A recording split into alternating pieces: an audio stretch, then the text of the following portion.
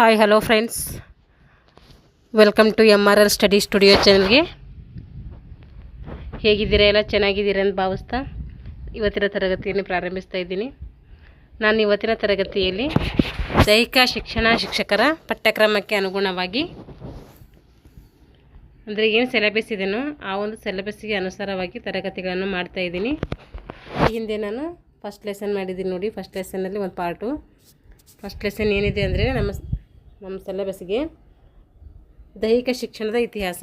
ನಾನು ಹಿಂದಿನ ತರಗತಿಯಲ್ಲಿ ದೈಹಿಕ ಶಿಕ್ಷಣದ ಇತಿಹಾಸ, ಭಾರತದಲ್ಲಿ ದೈಹಿಕ ಶಿಕ್ಷಣದ ಇತಿಹಾಸ ಯಾವ ರೀತಿ ಇತ್ತು ಅಂಥೇಳಿ ಹಿಂದಿನ ತರಗತಿಯಲ್ಲಿ ಮಾಡಿದ್ದೀನಿ. ಅದು ಪ್ರಾಚೀನ ಕಾಲದಲ್ಲಿ. ಇವಾಗ ಆಧುನಿಕ ಕಾಲದಲ್ಲಿ ಭಾರತದಲ್ಲಿ ದೈಹಿಕ ಶಿಕ್ಷಣ ಯಾವ ರೀತಿ ಇತ್ತು, ಯಾವ ರೀತಿ ಬೆಳವಣಿಗೆ ಆಗಿತ್ತು ಅಂಥೇಳಿ ಇವತ್ತಿನ ತರಗತಿಯಲ್ಲಿ ನೋಡೋಣ. ನಾನು ಈ ಹಿಂದೆ 6ನೇ ತರಗತಿಯ ಭಾಗ 1 ಭಾಗ 2, 7ನೇ ತರಗತಿಯ ಭಾಗ 1 ಭಾಗ 2 ಪಠ್ಯಪುಸ್ತಕಗಳನ್ನು ಮಾಡಿದ್ದೀನಿ. ಇವಾಗ 8ನೇ ತರಗತಿ ದೈಹಿಕ ಶಿಕ್ಷಣ ಏನು ಮಾಡಿದ್ದೀನಿ ಅಂದರೆ ಸ್ಟಾರ್ಟ್ ಮಾಡಿದ್ದೀನಿ. ಪಠ್ಯಪುಸ್ತಕಗಳು ಒಂದು ಕಡೆ ಮಾಡ್ತಾ ಹೋಗ್ತೀನಿ. ಹೀಗೆ ಸಿಲೆಬಸ್ ಅನುಗುಣವಾಗಿ ಆಥರ್ ಬುಕ್ ಕೂಡ ಮಾಡ್ತಾ ಹೋಗ್ತಾ ಇದ್ದೀನಿ. ಅದಕ್ಕೆ ಯಾರೆಲ್ಲ ಇನ್ನೂ ನಮ್ಮ ಚಾನಲ್ ಸಬ್ಸ್ಕ್ರೈಬ್ ಮಾಡ್ಕೊಂಡಿಲ್ವೋ ದಯವಿಟ್ಟು ಚಾನಲನ್ನು ಸಬ್ಸ್ಕ್ರೈಬ್ ಮಾಡಿಕೊಂಡು ವಿಡಿಯೋಗಳನ್ನು ವೀಕ್ಷಿಸಿ ಅಂತ ಹೇಳ್ತಾ ಇವತ್ತಿನ ತರಗತಿಯನ್ನು ಪ್ರಾರಂಭಿಸೋಣ. ಆಧುನಿಕ ಭಾರತದಲ್ಲಿ ದೈಹಿಕ ಶಿಕ್ಷಣದ ಬೆಳವಣಿಗೆ ಯಾವ ರೀತಿ ಆಯಿತು ಅಂಥೇಳಿ ಇವತ್ತಿನ ಟಾಪಿಕ್ ಏನು, ಆಧುನಿಕ ಭಾರತದಲ್ಲಿ ದೈಹಿಕ ಶಿಕ್ಷಣದ ಬೆಳವಣಿಗೆ ಯಾವ ರೀತಿ ಇತ್ತು ಅಂಥೇಳಿ. ಪ್ರಾಚೀನ ಕಾಲದಿಂದಲೂ ದೈಹಿಕ ಚಟುವಟಿಕೆಗಳು ನಡೆದು ಬಂದಿವೆ. ಪ್ರಾಚೀನ ಕಾಲದಿಂದಲೂ ಕೂಡ ದೈಹಿಕ ಚಟುವಟಿಕೆಗಳು ನಡೆದುಕೊಂಡು ಬಂದಿವೆ. ದೈಹಿಕ ಶಿಕ್ಷಣವು ಸಣ್ಣ ಕೂಸಿನಿಂದ ಈಗಿನ ವಿಶಾಲ ರೀತಿಯಲ್ಲಿ ಬೆಳೆದಿದೆ. ಸಣ್ಣ ಕೂಸಿನಿಂದ ಹೀಗೆ ಹೆಂಗೆ ವಿಶಾಲವಾದಂತಹ ರೀತಿ ಇದನ್ನು ಆ ರೀತಿಯಾಗಿ ಬೆಳೆದಿದೆ. ಪ್ರಾಚೀನ ಕಾಲದಲ್ಲಿ ಮನುಷ್ಯನು ತನ್ನ ಆಹಾರಕ್ಕಾಗಿ ಬೇಟೆಯಾಡಿ ಬದುಕ್ತಾ ಇದ್ದ. ಪ್ರಾಚೀನ ಕಾಲದಲ್ಲಿ ಮನುಷ್ಯ ಏನು ಮಾಡ್ತಾಯಿದ್ನು? ತನ್ನ ಆಹಾರಕ್ಕಾಗಿ ಬೇಟೆಯಾಡಿ ಬದುಕ್ತಾ ಇದ್ದ. ಹಾಗೂ ತನ್ನ ರಕ್ಷಣೆಯೂ ಸಹ ಮಾಡಿಕೊಳ್ತಾ ಇದ್ದ. ಹಾಗೆ ಅವನು ತನ್ನ ರಕ್ಷಣೆಯನ್ನು ಸಹ ಮಾಡಿಕೊಳ್ತಾ ಇದ್ದ. ಹೀಗೆ ದಿನವಿಡೀ ಶ್ರಮ ತಪ್ಪಿದ್ದಲ್ಲ. ಹೀಗೆ ವಿವಿಧ ಚಟುವಟಿಕೆಗಳು ಒಂದು ರೀತಿಯ ಶಿಕ್ಷಣವೇ ಆಗಿರುತ್ತಿತ್ತು. ಹೀಗೆ ಏನು ಮಾಡ್ತಿತ್ತು? ದಿನವಿಡೀ ಶ್ರಮ ಆಗ್ತಾ ಇದ್ದ. ಹಾಗೆ ಚಟುವಟಿಕೆಗಳು ಒಂದು ರೀತಿಯ ಶಿಕ್ಷಣವೇ ಆಗಿರ್ತಾ ಇತ್ತು ಆಗಿನ ಕಾಲದಲ್ಲಿ.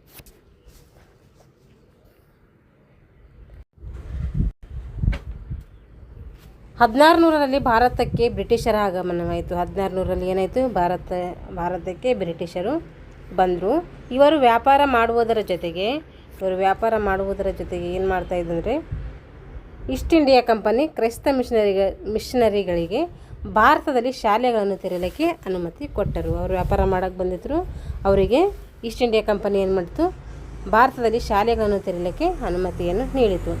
ಇದರಿಂದ ಭಾರತೀಯ ಶಾಲೆಗಳು ಆರಂಭವಾಗಿ ಶಾರೀರಿಕ ಶಿಕ್ಷಣಕ್ಕೆ ಮಹತ್ವ ನೀಡಿದವು. ಇದರಿಂದ ಏನಾಯಿತು? ಭಾರತದಲ್ಲಿ ಶಾರೀರಿಕ ಶಿಕ್ಷಣಕ್ಕೆ ಸಂಬಂಧಪಟ್ಟಂತಹ ಶಾಲೆಗಳು ಆರಂಭವಾದವು.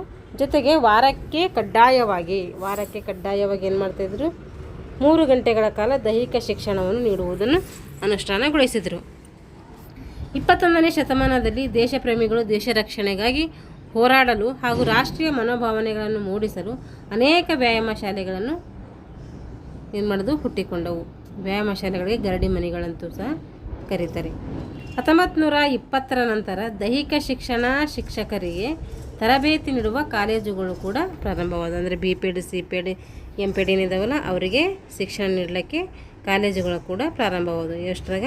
1920ರ ನಂತರ. 1920ರಲ್ಲಿ YMCA college of physical education ಸಂಸ್ಥೆ ಮದ್ರಾಸಿನಲ್ಲಿ ಪ್ರಾರಂಭವಾಯಿತು. ಇದು ಭಾರತದಲ್ಲಿಯೇ ಮೊದಲ ಬಾರಿಗೆ ದೈಹಿಕ ಶಿಕ್ಷಣ ಶಿಕ್ಷಕರಿಗಾಗಿ ಸ್ಥಾಪಿಸಲ್ಪಟ್ಟುವಂತಹ ಮೊದಲ ಕಾಲೇಜಿದು. YMCA ಅಂದರೆ ಯಂಗ್ ಮೆನ್ ಕ್ರಿಶ್ಚಿಯನ್ ಅಸೋಸಿಯೇಷನ್ ಅಂತೇಳಿ. ಇದರ ಸ್ಥಾಪಕರು ಯಾರಂದರೆ ಡಾಕ್ಟರ್ HC ಬಕ್. ಅವರು ದೇಶೀಯ ಆಟಗಳನ್ನು ಸೇರಿಸಿ ಪ್ರಾಥಮಿಕ, ಮಾಧ್ಯಮಿಕ ಹಾಗೂ ಶಾಲೆಗಳಿಗೆ ದೈಹಿಕ ಶಿಕ್ಷಣದ ಅಭ್ಯಾಸ ಕ್ರಮವನ್ನು ಸಿದ್ಧಪಡಿಸಿ ಪ್ರಕಟಿಸಿದರು. ಅವರೊಂದು ಏನು ಮಾಡಿದರು? ಮಾಧ್ಯಮಿಕ ಮತ್ತು ಪ್ರಾಥಮಿಕ ಶಾಲೆಗಳಿಗೆ ದೈಹಿಕ ಶಿಕ್ಷಣ ಪುಸ್ತಕವನ್ನು ಸಹ ಸಿದ್ಧಪಡಿಸಿ ಶಾಲೆಗಳಿಗೆ ನೀಡಿದರು. ಹಾಗೂ ಕ್ರೀಡಾ ನಿಯಮಗಳನ್ನು ರೂಪಿಸಿ YMCಗೆ ನೀಡಿದರು. ಕ್ರೀಡಾ ನಿಯಮಗಳನ್ನು ಕೂಡ HC ಬಕ್ ಅವರು ರೂಪಿಸಿ ಆ ನಿಯಮಗಳನ್ನು YMC ಸಂಸ್ಥೆಗೆ ನೀಡ್ತಾರೆ. ಇವರನ್ನು ಭಾರತದ ದೈಹಿಕ ಶಿಕ್ಷಣದ ಪಿತಾಮಹ ಅಂತೇಳಿ ಕರಿತೀವಿ. HC ಬಕ್ಕರ್ಗೆ ಏನಂತ ಕರಿತೀವಿ?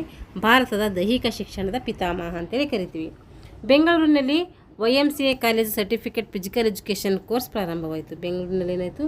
YMC ಕಾಲೇಜಿನ ಸರ್ಟಿಫಿಕೇಟ್ ಫಿಸಿಕಲ್ ಎಜುಕೇಷನ್ ಕೋರ್ಸ್ ಏನಾಯಿತು ಪ್ರಾರಂಭ ಆಯಿತು, ಅಂದರೆ CPET ಪ್ರಾರಂಭ ಆಯಿತು. ಕರ್ನಾಟಕದಲ್ಲಿ 4 ಕಾಲೇಜುಗಳು ಪ್ರಾರಂಭವಾದವು. ಯಾವ್ಯಾವಪ್ಪ 4 ಕಾಲೇಜುಗಳು ಅಂದರೆ YMC ಬೆಂಗಳೂರು, ಮಲ್ಲಸರ್ಜನ ವ್ಯಾಯಾಮ ಶಾಲೆ ಧಾರವಾಡ, ದೈಹಿಕ ಶಿಕ್ಷಣ ಕಾಲೇಜು ಮಲ್ನಾಡಹಳ್ಳಿ, ದೈಹಿಕ ಶಿಕ್ಷಣ ಕಾಲೇಜು ಬೆಳಗಾವಿ. ಇಲ್ಲಿ ಬೆಂಗಳೂರು, ಧಾರವಾಡ, ಮಲ್ನಾಡಹಳ್ಳಿ ಮತ್ತು ಬೆಳಗಾವಿ. ಎಷ್ಟದು 4 ಅದು ತಾನೆ. ಬೆಂಗಳೂರೊಂದು, ಧಾರವಾಡ 2, ಮಲ್ನಾಡಹಳ್ಳಿ 3, ಬೆಳಗಾವಿ 4 ಕಾಲೇಜುಗಳು ಏನು ಮಾಡೋದು ಪ್ರಾರಂಭ ಆದವು.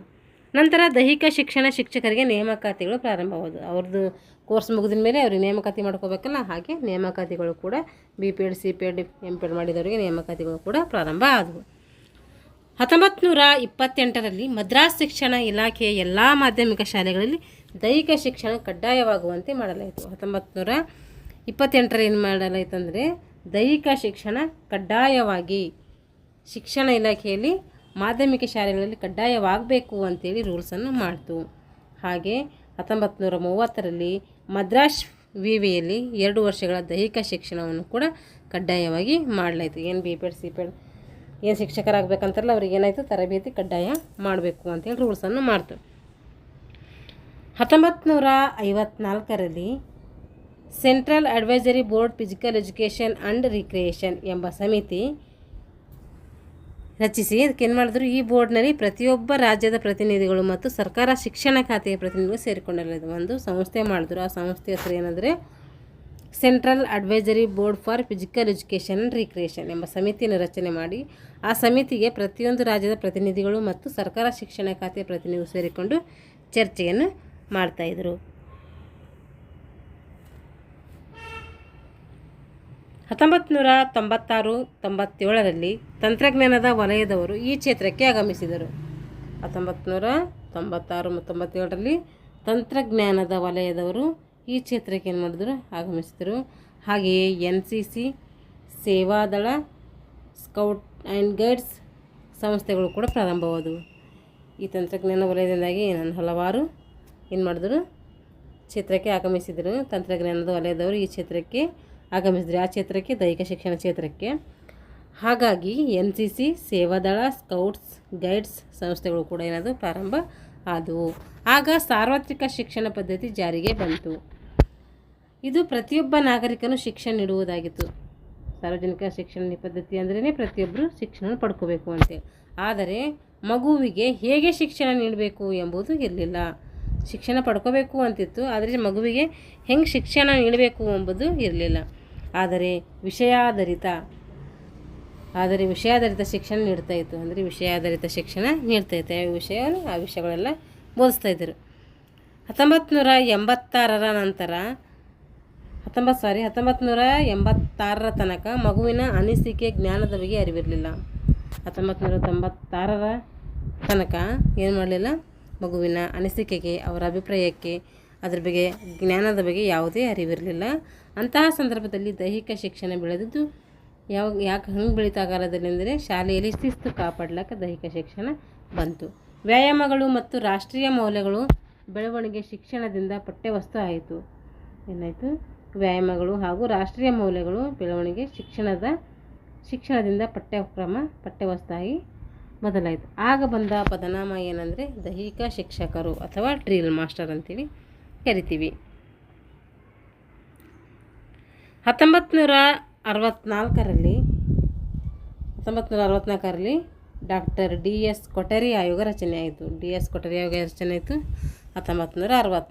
1967ರಲ್ಲಿ ದೇಶ್ಮುಖ್ ಕಮಿಟಿ ರಚನೆ ಆಯಿತು. ಮತ್ತು ದೈಹಿಕ ಶಿಕ್ಷಣಕ್ಕೆ ಆದ್ಯತೆ ಕೊಟ್ಟು ಯೋಗ ಪ್ರಗತಿಯಾಗಬೇಕು ಅಂತೇಳಿ ಸಲಹೆಯನ್ನು ನೀಡಿದರು. ಈ ಕಮಿಟಿಗಳು ಏನು ಮಾಡಿದ್ವು, ದೈಹಿಕ ಶಿಕ್ಷಣಕ್ಕೆ ಹೆಚ್ಚಿನ ಆದ್ಯತೆ ಕೊಟ್ಟು ಅಲ್ಲಿ ಯೋಗ ಪ್ರಗತಿಯಾಗಬೇಕು ಅಂತೇಳಿ ಸಲಹೆಯನ್ನು ಕೊಡ್ತಾರೆ.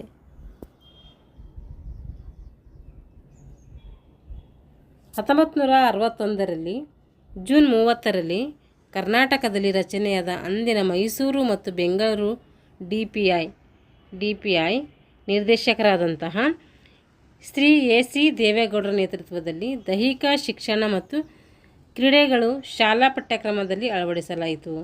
ಏನು ಮಾಡಲಿತ್ತು, ದೈಹಿಕ ಶಿಕ್ಷಣ ಮತ್ತು ಕ್ರೀಡೆಗಳು ಶಾಲಾ ಪಠ್ಯಕ್ರಮದಲ್ಲಿ AC ದೇವೇಗೌಡರ ನೇತೃತ್ವದಲ್ಲಿ ಅಳವಡಿಸ್ತಾರೆ. ಪ್ರಾಥಮಿಕ ಶಾಲೆಗಳಲ್ಲಿ 5 ಅವಧಿಗಳು. ಪ್ರಾಥಮಿಕ ಶಾಲೆ ಇದೆ ಅಂದರೆ ದೈಹಿಕ ಶಿಕ್ಷಣದ 5 ಅವಧಿಗಳು ಇರಬೇಕು.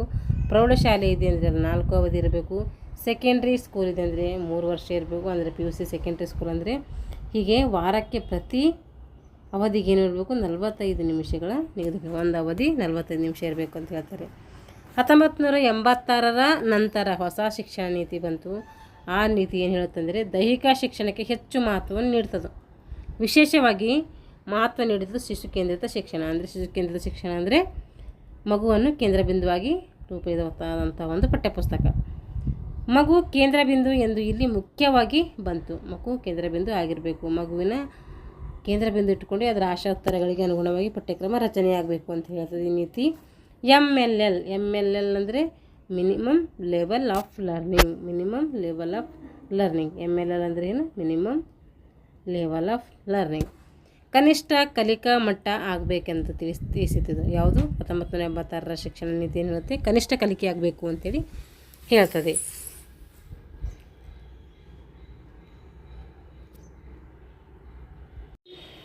ಹಾಗಾದರೆ ಯಾವ ತರಗತಿಗೆ ಏನೇನು ಕಲಿಸಬೇಕು ಎಂಬುದು ಇದರಲ್ಲಿ ದೈಹಿಕ ಶಿಕ್ಷಣದ ಮಹತ್ವ ಎಂದರೆ ದೈಹಿಕ ಶಿಕ್ಷಣವನ್ನು ದೈಹಿಕ ಶಿಕ್ಷಣ ಮತ್ತು ಆರೋಗ್ಯ ಶಿಕ್ಷಣ ಎಂದು ನಾಮಕರಣ ಮಾಡಿತು. ಏನು ಮಾಡ್ತು? ದೈಹಿಕ ಶಿಕ್ಷಣ ಅಂದರೆ ದೈಹಿಕ ಶಿಕ್ಷಣ ಮತ್ತು ಆರೋಗ್ಯ ಶಿಕ್ಷಣ ಅಂತೇಳಿ ನಾಮಕರಣ ಮಾಡಿತ್ತು. ದೈಹಿಕ ಶಿಕ್ಷಣದ ಮಹತ್ವ ಅಂದರೆ ದೈಹಿಕ ಶಿಕ್ಷಣ ಯಾವುದು, ಹೇಗೆ ಕಲಿಸಬೇಕು, ಯಾವ ತರಗತಿಗೆ ಎಷ್ಟು ಕಲಿಸಬೇಕು ಅಂತ ತಿಳಿಸ್ತೈತೆ. ದೈಹಿಕ ಶಿಕ್ಷಣ ಒಂದು ಚಲನಾತ್ಮಕ ಶಿಕ್ಷಣ ಅಂತ ಇದು ತಿಳಿಸಿತು. ಶಾಲೆಯ ಪ್ರಾರಂಭ ಮತ್ತು ಮುಕ್ತಾಯ ದೈಹಿಕ ಚಟುವಟಿಕೆಗಳಿಂದಲೇ ಆಗಬೇಕು ಅಂತೇಳಿ ಇದು ನೀತಿ ಹೇಳ್ತೈತೆ. 1986ರ ನೀತಿ. ದೈಹಿಕ ಶಿಕ್ಷಣವನ್ನು ಪಠ್ಯವಸ್ತುವನ್ನಾಗಿ ಸ್ವೀಕರಿಸಲಾಯಿತು ಈ ಒಂದು ಸಮಿತಿ.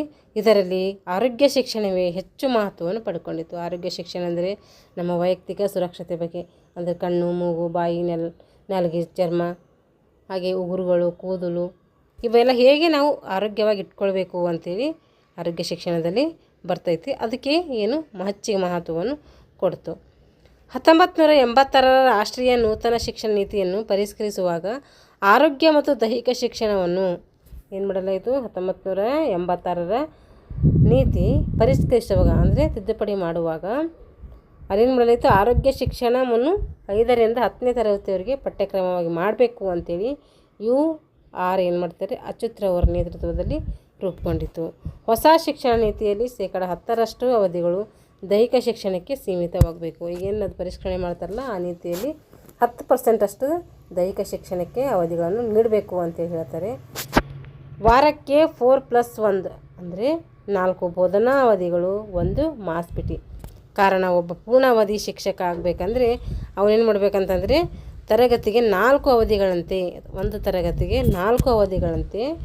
3 ತರಗತಿ ಇದ್ದಾವೆ ಅಂದರೆ ಅಲ್ಲಿ 15 ಅವಧಿಗಳು ಏನು ಮಾಡ್ತವೆ ಅವನಿಗೆ ಸಿಗ್ತವೆ. ಪ್ರೌಢಶಾಲೆಯಲ್ಲಿ ಆಯಿತು. ಹಾಗಾದರೆ ಪ್ರೌಢಶಾಲೆಯಲ್ಲಿ 8, 9, 10ನೇ ತರಗತಿ ಇರುತ್ತೆ. ಅಲ್ಲಿ 3 ತರಗತಿಗಳಿಗೆ 4 ಅವಧಿಗಳಂತೆ ಮಾಡಿದರೆ ಅಲ್ಲಿ ಎಷ್ಟು? 15 ಅವಧಿಗಳು ಸಿಗ್ತವೆ. ಇಲ್ಲಿ 15 ಅವಧಿಗಳಾದರೆ ಪೂರ್ಣಾವಧಿ ಅಂತ ಅರ್ಥ. 4 ಅವಧಿಗಳು ಬೋಧನೆ ಮಾಡಬೇಕು. 1 ಅವಧಿ ವಿಶೇಷ ಕಲಿಕೆಗೆ, ಅಂದರೆ ಸಾಮೂಹಿಕ ವ್ಯಾಯಾಮ, ಯೋಗ, ಪ್ರಾಣಾಯಾಮ, ಏನೇ ಮಾಸ್ಪಿಟಿಗಳಾಗಿರ್ಬೋದು ಇವಕ್ಕೆ ಸಂಬಂಧಪಡಬೇಕು ಅಂಥೇಳಿ ಹೇಳ್ತೈತಿ. ವರ್ಷದಲ್ಲಿ 365 ದಿನಗಳು ಬೋಧನಾವಧಿಗಳು.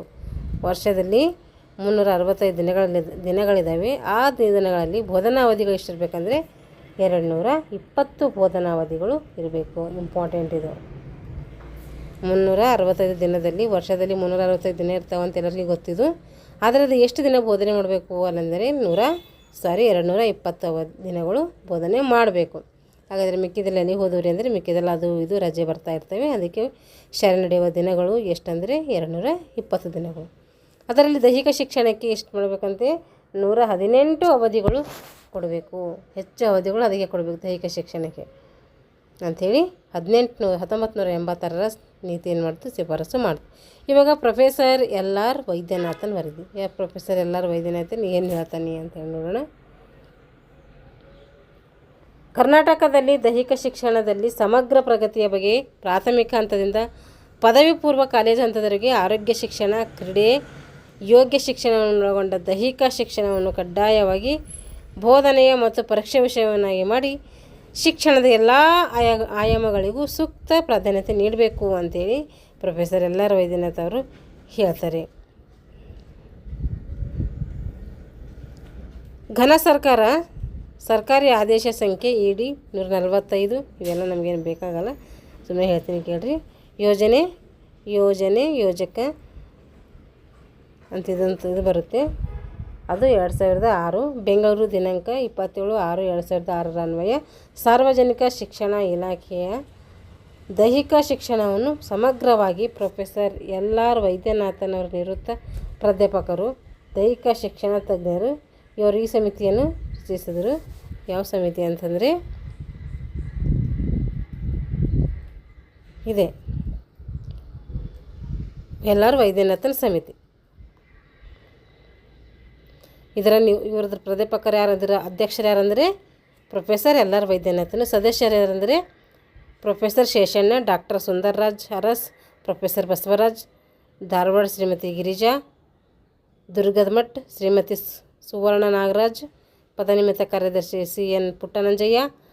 ಇವರೆಲ್ಲ ಅಂದರೆ ಒಟ್ಟು 7 ಜನ ಸದಸ್ಯರಿದ್ದಾರೆ. ಅಧ್ಯಕ್ಷರೊಬ್ಬರು, ಅಲ್ಲಿ 7 ಜನ ಸದಸ್ಯರಿದ್ದಾರೆ. 7 ಜನನೂ ಇರಬೇಕು.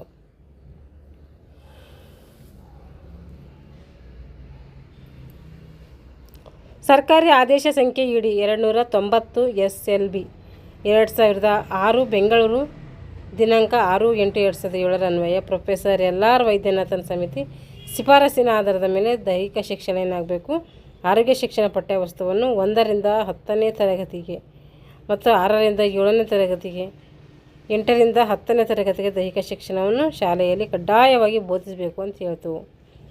60:40 ಅಂದರೆ 60% ಆಟಕ್ಕಿರಬೇಕು, 40% ಪ್ರಾಕ್ಟಿಕಲ್ ಇರಬೇಕು ಅಂತ ಶಿಫಾರಸು ಮಾಡಿದ್ದಿದೆ.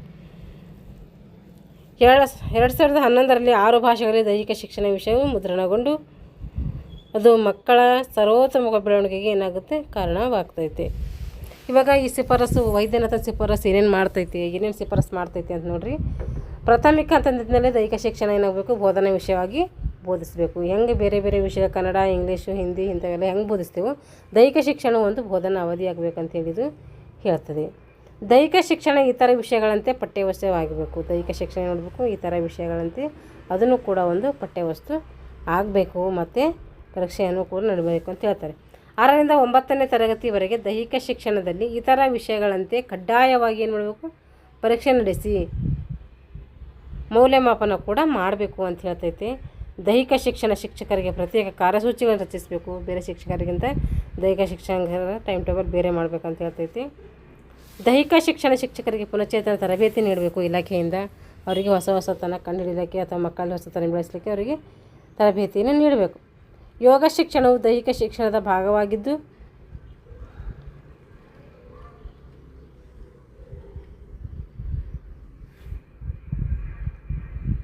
ನೋಡ್ರಿ, ಯೋಗ ಶಿಕ್ಷಣವು ದೈಹಿಕ ಶಿಕ್ಷಣದ ಭಾಗವಾಗಿದ್ದು ಆರೋಗ್ಯ ಶಿಕ್ಷಣಕ್ಕೆ ಹೆಚ್ಚಿನ ಆದ್ಯತೆಯನ್ನು ನೀಡುತ್ತದೆ. ಇದು NCF 2005ರ ಚೌಕಟ್ಟಿನಲ್ಲಿ ಪ್ರಸಕ್ತ ದೈಹಿಕ ಶಿಕ್ಷಣದ ಪಠ್ಯವಸ್ತುಗಳ ಪರಿಷ್ಕರಣೆ ಆಗಬೇಕು. ಅವುಗಳ ಆಧಾರದ ಮೇಲೆ ತರಗತಿವಾರು ಪಠ್ಯ ಪುಸ್ತಕಗಳು ಹಾಗೂ ಶಿಕ್ಷಕರ ಸಂಪನ್ಮೂಲ ಪುಸ್ತಕ ರಚನೆ ಆಗಬೇಕು ಅಂತೇಳಿ ಈ ಪ್ರೊಫೆಸರ್ ವೈದ್ಯನಾಥನ್ ವರದಿ ಹೇಳ್ತದೆ. ಶಿಕ್ಷಕರಿಗೂ ದೊರೆಯುವ ಎಲ್ಲ ಸೌಲಭ್ಯಗಳನ್ನು ದೈಹಿಕ ಶಿಕ್ಷಕರಿಗೆ ನೀಡಬೇಕು. ಎಲ್ಲ ಬೇರೆ ಬೇರೆ ಶಿಕ್ಷಕರಿಗೆ ಏನು ಸೌಲಭ್ಯ ಸಿಗ್ತಾವೋ ಅವು ದೈಹಿಕ ಶಿಕ್ಷಕರಿಗೂ ಕೂಡ ಸಿಗಬೇಕು ಅಂತೇಳಿ ಹೇಳ್ತದೆ ಸಮಿತಿ. ಕಿರಿಯ ಪ್ರಾಥಮಿಕ ಶಾಲೆಯಲ್ಲಿ ಪ್ರಸಕ್ತ ಶಾಲಾ ದೈಹಿಕ ಶಿಕ್ಷಣವು ಅನೌಪಚಾರಿಕವಾಗಿ ನಡೀತಾ ಇತ್ತು. ದೈಹಿಕ ಶಿಕ್ಷಕರು ಇಲ್ಲದಿದ್ದ ಸಂದರ್ಭದಲ್ಲಿ DED ತರಬೇತಿ ಪಡೆದ ಶಿಕ್ಷಕರೇ ದೈಹಿಕ ಶಿಕ್ಷಕರಾಗಿ ಕಾರ್ಯನಿರ್ವಹಿಸ್ತಾ ಇದ್ದರು. ಪ್ರತಿಯೊಂದು ಪ್ರಾಥಮಿಕ ಮತ್ತು ಪ್ರೌಢಶಾಲೆಯಲ್ಲಿ ದೈಹಿಕ ಶಿಕ್ಷಣವನ್ನು ಕಡ್ಡಾಯವಾಗಿ ಬೋಧನಾ ವಿಷಯವಾಗಿ ಮಾಡಿ ಆಹಾರ ದೈಹಿಕ ಶಿಕ್ಷಣ ಶಿಕ್ಷಕರನ್ನು ನೇಮಕ ಮಾಡಬೇಕು ಅಂಥೇಳಿ ಈ ವೈದ್ಯನಾಥನ್ ಶಿಫಾರಸು ಹೇಳ್ತದೆ. ವಿದ್ಯಾರ್ಥಿಗಳ ಸಂಖ್ಯೆ 500ಕ್ಕಿಂತ ಹೆಚ್ಚಿದ್ರೆ ಅಲ್ಲಿ ಏನು ಮಾಡಬೇಕಂದ್ರೆ ಪ್ರೌಢಶಾಲೆಯಲ್ಲಿ ಹೆಚ್ಚುವರಿಗೆ ಇನ್ನೊಬ್ಬರಿಗೆ ದೈಹಿಕ ಶಿಕ್ಷಣ ಕೊಡಬೇಕು. ಬರೀರ್ತಾರೆ ಆಲ್ರೆಡಿ, ಅವ್ರ ಜೊತೆಗೆ ಇನ್ನೊಬ್ಬರಿಗೆ ಕೊಡಬೇಕು. ಪಠ್ಯ ವಿಷಯಗಳಂತೆಯೇ ದೈಹಿಕ ಶಿಕ್ಷಣವನ್ನು ಕೂಡ ಶಿಕ್ಷಣ ವಿಷಯವಾಗಿ ಏನು ಮಾಡಬೇಕು, ಬೋಧಿಸಬೇಕು. ಹಾಗೆ ಪರೀಕ್ಷೆ ನಡೆಸಬೇಕು. ತಾತ್ವಿಕ ವಿಷಯಗಳಿಗೆ ಅಂದರೆ ಥಿಯರಿಗೆ 40%, ಪ್ರಾಯೋಗಿಕ ಚಟುವಟಿಕೆಗೆ 60 ಅಂಕಗಳನ್ನು ನೀಡಬೇಕು ಅಂತ ಹೇಳ್ತೈತಿ. ಗುಣಮಟ್ಟ ಸುಧಾರಣೆಗೆ DSRTC ಇಲ್ಲಿ ದೈಹಿಕ ಶಿಕ್ಷಣ ಘಟಕವನ್ನು ಸ್ಥಾಪಿಸಬೇಕು ಅಂತೇಳಿ ಈ ವೈದ್ಯನಾಥನ್ ವರದಿ ಹೇಳ್ತೈತಿ. ಹಾಗೆ ತರಗತಿಗಳು, ಕ್ರೀಡಾ ಶಿಬಿರಗಳು, ಯೋಗಾಸನ ಶಿಬಿರಗಳು ಏರ್ಪಡಿಸುವುದರ ಮೂಲಕ ದೈಹಿಕ ಶಿಕ್ಷಣದ ಗುಣಮಟ್ಟವನ್ನು ಕೂಡ ನಾವು ಏನು ಮಾಡ್ಬೋದು, ಹೆಚ್ಚಿಗೆ ಮಾಡ್ಬೋದು. ದೈಹಿಕ ಶಿಕ್ಷಣದಲ್ಲಿ ಕ್ರೀಡಾಂಗಣದಲ್ಲಿ ನಡೆಯುವ ದೈಹಿಕ ಚಟುವಟಿಕೆಗಳಿಗೆ ತರಗತಿಯಲ್ಲಿ ನಡೆಯುವ ಚಟುವಟಿಕೆಗಳಿಗಿಂತಲೂ ಹೆಚ್ಚಿನ ಆದ್ಯತೆ ನೀಡಬೇಕು. ಏನು ಕ್ರೀಡಾಂಗಣದಲ್ಲಿ ನಡೀತಾವಲ್ಲ ಚಟುವಟಿಕೆ ಅವಕ್ಕೆ ಹೆಚ್ಚಿನ ಮಹತ್ವವನ್ನು ಕೊಡಬೇಕು ತರಗತಿಗಿಂತ ಅಂಥೇಳಿ ಈ ವೈದ್ಯನಾಥನ ಶಿಫಾರಸು ಹೇಳ್ತದೆ. ಇಷ್ಟೇನಾಯ್ತಂದರೆ ಆಧುನಿಕ ಭಾರತದಲ್ಲಿ ದೈಹಿಕ ಶಿಕ್ಷಣ ಯಾವ ರೀತಿ ಬೆಳವಣಿಗೆ ಆಯಿತು ಅಂಥೇಳಿ ನಾವು ಇವತ್ತಿನ ತರಗತಿಯಲ್ಲಿ ತಿಳಿದುಕೊಂಡಿದ್ದೀವಿ. ಇವಾಗ ಪ್ರಾಚೀನ ಭಾರತದಲ್ಲಿ ದೈಹಿಕ ಶಿಕ್ಷಣ ಆಯಿತು, ಆಧುನಿಕ ಭಾರತದಲ್ಲಿ ದೈಹಿಕ ಶಿಕ್ಷಣ ಆಯಿತು. ಈಗ ಮುಂದಿನ ತರಗತಿಯಲ್ಲಿ ಏನು ಮಾಡೋಣ ಅಂದರೆ ತತ್ವಜ್ಞಾನಿಗಳ ಕೊಡುಗೆ ಏನು, ಭಾರತದ ದೈಹಿಕ ಶಿಕ್ಷಣಕ್ಕೆ ತತ್ವಜ್ಞಾನಿಗಳ ಕೊಡುಗೆ ಏನು ಎಂಬುದು ಮುಂದಿನ ತರಗತಿಯಲ್ಲಿ ತಿಳಿದುಕೊಳ್ಳೋಣ. ಯಾರೆಲ್ಲ ಇನ್ನೂ ನಮ್ಮ ಚಾನಲ್ ಸಬ್ಸ್ಕ್ರೈಬ್ ಮಾಡ್ಕೊಂಡ್ವೋ ದಯವಿಟ್ಟು ಚಾನಲ್ನ ಸಬ್ಸ್ಕ್ರೈಬ್ ಮಾಡಿಕೊಂಡು ವಿಡಿಯೋಗಳನ್ನು ವೀಕ್ಷಿಸಿ. ಇಷ್ಟವಾಗಿದ್ದರೆ ಲೈಕ್ ಆ್ಯಂಡ್ ಶೇರ್ ಮಾಡಿ ಅಂತ ಹೇಳ್ತಾ ಇಲ್ಲಿಗೆ ತರಗತಿಯನ್ನು ಮುಗಿಸ್ತಾ ಇದ್ದೀನಿ. Thanks for watching.